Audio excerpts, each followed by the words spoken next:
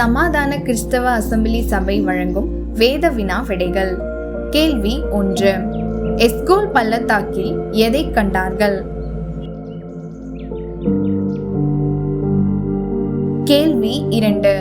ஓடும் வண்டியில் அமர்ந்திருந்தவருக்கு வாசிக்க தெரியும், ஆனால் யோசிக்க தெரியாது. அவர் யார்? கேள்வி 3.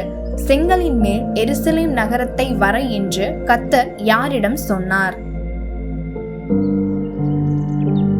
கேள்வி 4. உயரத்தை உரசி பார்த்தவன், இஸ்ரவேலில் சிறந்தவன், பதவியை கண்டு ஒளிந்து கொண்டவன், அவன் யார்? கேள்வி 5. என்னுடைய சகோதரிதான் இவங்க என்று யாரை சொல்ல வேண்டும்? கேள்வி 6. தேவாலயத்தில் எல்லாவற்றையும் சுற்றி பார்த்தது யார்? கேள்வி 7. தண்ணீரில் மலரும் பூ, தலையில் சூட முடியாத பூ, தனக்கென்று மனமில்லாத பூ, அது என்ன பூ? மறக்காம உங்க பதில்களை கமெண்ட்ஸ்ல சொல்லுங்க.